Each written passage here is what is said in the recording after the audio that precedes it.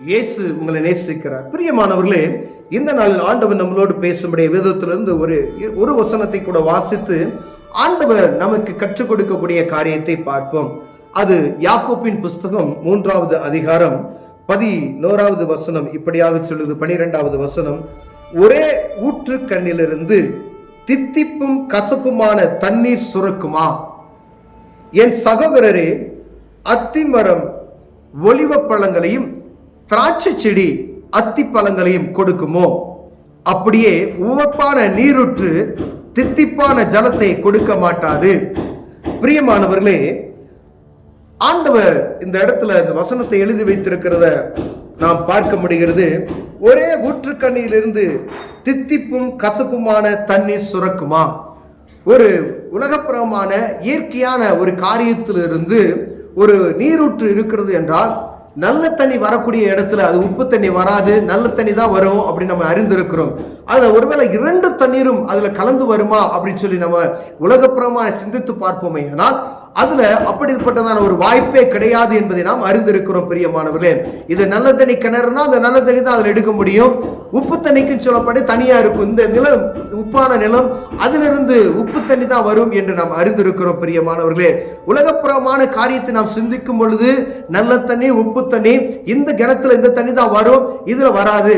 அப்ப எந்த ஒரு கிணத்துலயும் உப்பு தண்ணியும் நல்ல தண்ணியும் சேர்ந்து வருவதில்லை. ஒரு நேரத்துக்கு உப்பு தண்ணி, ஒரு நேரத்துக்கு நல்ல தண்ணி வருவதை நாம் எந்த ஒரு ஊற்றுலையும் நாம் பார்க்க முடியாது. ஒரு ஊற்று என்று எடுத்துக்கொள்ள மாட்டோம், அது நல்ல தண்ணீர் மாத்திரமே அது கொடுக்கும். ஒருவேளை உவர்ப்பான அது நீராய் கொடுக்க மாட்டாது.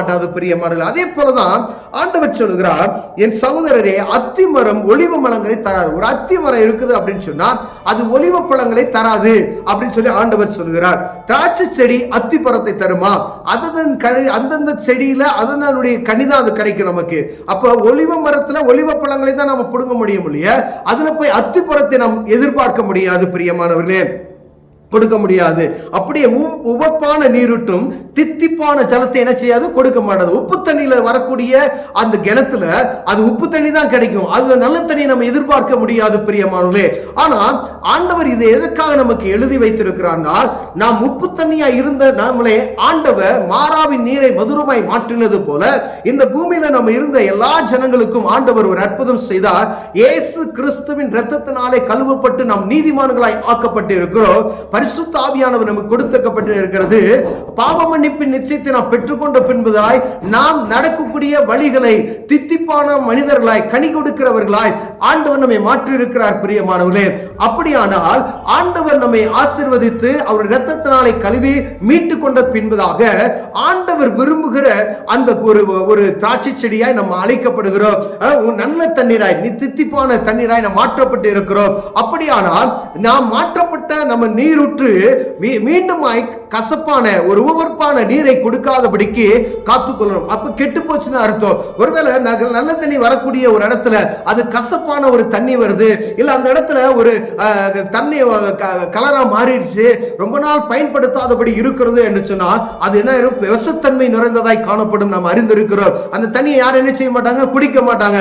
அப்படின்னா அதுல இருக்க தண்ணியை பூரா எடுத்து வெளியே இறைத்து அந்த கிணறை சுத்தம் செய்து மீண்டும் என்ன செய்வோம்? அதை புது தண்ணி ஊறும்படியாய் அதை சுத்திகரித்து மீண்டும் குடிப்பதற்கு நாம் ஆசைப்படுவோம். பிரியமானவர்களே, அதே போலதான் நம்மை ஆண்டவர் பிரித்தெடுத்ததை நோக்கம் நல்ல தண்ணீராய் நம்ம பிரித்தெடுத்து வைத்தார். அப்ப நல்ல தண்ணீர் கொடுக்கக்கூடிய நம்மிடமிருந்து கெட்ட நீரூற்று வருகிறதா என்று பார்க்கும்படி அழைக்கப்படுகிறோம். ஆண்டவர் பிரித்தெடுக்கப்பட்ட பரிசுத்தமாய் பிரித்தெடுக்கப்பட்ட மனிதர்களாகிய நாம் ஆண்டவருக்கு விருப்பமான காரியத்தை செய்கிறோமா, இல்ல ஆண்டவருக்கு விருப்பப்படாத காரியத்தை செய்கிறோமா என்று பார்க்கும்படியாய் ஆண்டவர் உங்களோடு என்னோடு பேசுகிறார். பிரியமானவர்களே, ஒருவேளை நம்மை அழைத்த தேவன் நான் இப்படிதான் இருக்கணும், இது ஒரு பரிசுத்த சரம் என்று அழைக்கப்பட்ட ஜனங்கள் மனிதர்களை பாவமளிப்பு நிச்சயத்தை கொடுத்து நம்மை பிரித்தெடுத்திருக்கிறார். மீண்டுமாய் நாம் பாவத்துக்குள் விழுந்து பாவத்துக்குள்ள ஒரு கொஞ்சம் நன்மையான காரியத்தில் கொஞ்சம் நடக்குவதற்கு ஆண்டவர் ஒரு நாள் சம்மதிக்க மாட்டார். பிரியமானவர்களே, நீ இப்படித்தான் நடக்கும் அப்படின்னு சொன்னா ஆண்டவர் கொடுக்கப்பட்ட கற்பனைகளின்படி நடக்குவதற்கு ஆண்டவர் நம்ம என்ன செய்றார்? பிரித்தெடுக்கிறார். அப்படின்னா அப்படிதான் நடக்கணும். இல்ல நான் ஒரு நாள் ஒரு சர்ச்சுக்கு போற அன்னைக்கு நான் இப்படி நடந்துக்குவேன், அதற்கு பின்பதான் நான் இப்படி நடப்பேன் அப்படின்னு சொல்லுகிறது அது கூடாத காரியம். பிரியமான ஆண்டவர் அதுக்கு தான் சொல்லுகிறார், ஒரு ஊற்று தண்ணியிலிருந்து தித்திப்பும் உவர்ப்புமான நீர் வராது என்பதை நாம் அறிந்து கொள்ளும்படி ஆண்டவர் விரும்புகிறார். பிரியமானவர்களே, உலகத்தில் இருக்கக்கூடிய ஆண்டவர் படைத்த எல்லா படைப்புகளிலும் அது ஒரு பரிபூரணமாய் ஒரு பியூரிட்டி காணப்படுகிறது நாம் பார்க்க முடிகிறது. இது உப்பு தண்ணினா அதுல உப்பு தண்ணி தான் வரும், அங்க நல்ல தண்ணி தான் அங்க நல்ல தண்ணி தான் வரும். ஆனா ஆண்டவர் உப்பு தண்ணியை நல்ல தண்ணியாய் மாற்றினார். ஆனா நம்மை மாற்றின தேவன் மீண்டுமாய் நாம் உப்பு தண்ணியாய் மாறாதபடிக்கு காத்துக்கொள்ளும்படி ஆண்டவர் விரும்புகிறார். ஒருவேளை அப்படி மாறுவோமேனால் அது பயன்படாத, அது தள்ளப்பட்டு போனத ஒரு காரியத்துக்கு உதவும். பிரியமானவர்களே, மற்றவர்களுக்கு பயன்படக்கூடிய நல்ல நீரூற்றாய் இருக்கும்படி ஆண்டவர் நம்மை விரும்புகிறார். மற்றவர்களுக்கு கனி கொடுக்கக்கூடிய, நல்ல கனி கொடுக்கக்கூடிய அத்திமரங்களாய் நம்மை மாற்ற விரும்புகிறார். ஒருவேளை நம்ம அத்திமரத்துல போய் திராட்சை செடியை பிடுங்க முடியாது. அதே போலதான் எந்த கனி அந்த மரத்துல எந்த கனி கொடுக்குமோ அந்த கனி தான் கொடுக்கும். நான் நல்லவனா இருந்தா நான் நல்ல கனிகளை கொடுப்பேன் என்பதை ஆண்டவர் அறிந்திருக்கிறார். அப்ப நம்ம இருதயத்துக்கு தெரியும் நான் எப்படிப்பட்டவன் என்பதை.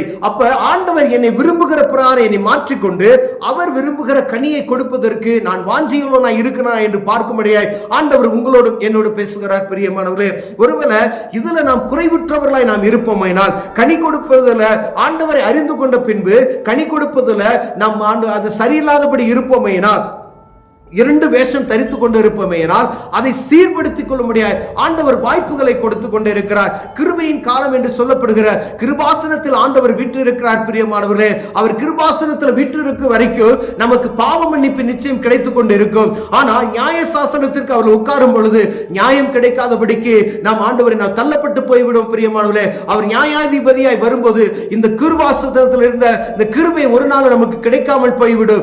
ஆண்டவர் அதுக்கு தான் விரும்புகிறார். நான் உன்னை மாத்திட்டேன் மகனே, நீ இனி தவறான பாதையில நடந்து செல்லாத, நீ கசப்பான காரியத்தை செய்யாத, நன்மையான காரியத்தை செய்ய, நல்லவனாய் இருந்து கொள், பாவ மன்னிப்பு நிச்சயத்தை நான் உனக்கு கொடுத்து விட்டேன், நீ பாவம் செய்யாதபடி உன்னை காத்துக்கொள் என்று சொல்லுகிறார். பிரியமானவர்களே, ஒருவேளை ஆண்டவருடைய வருகை எந்த நேரத்தில் வேணாலும் நமக்கு இருக்கலாம். ஆண்டவராய் இயேசு கிறிஸ்துவின் ரத்தம் நம்மளை பரிபூர்ணப்படுத்தியிருக்கிறதை நாம் அறிந்திருக்கிறோம். அவருடைய வருகையின் போது அவர் நியாயாதிபதியாய் வருவார். அப்பொழுது தப்பித்துக் கொள்வதற்கு வழி இல்லை. அவர் அப்பொழுது கிருபை என்ற வார்த்தைக்கு இடமற்று போய்விடும். பிரியமானவர்களே, அதனால் ஆண்டவர் நம்மளோடு பேசுகிறார். பிரித்தெடுக்கப்பட்டவர்களாகிய, பரிசுத்த ஆவியின் அபிஷேகத்தை பெற்றவர்களாகிய, இயேசு கிறிஸ்துவின் இரத்தத்தால் கழுவப்பட்ட நம்ம மீண்டுமாய் அருவருப்பான காரியத்தை செய்யாதபடி நம்மை காத்துக் கொள்ளும்படி ஆண்டவர் விரும்புகிறார். ஒவ்வொரு நாளும் ஆண்டவர் ஒவ்வொரு காரியத்தை பேசுவார். ஒரே நாளில ஒரு மனிதன் ரட்சிக்கப்பட்ட உடனே அவன் பரிபூர்ணம் அடைவது கிடையாது.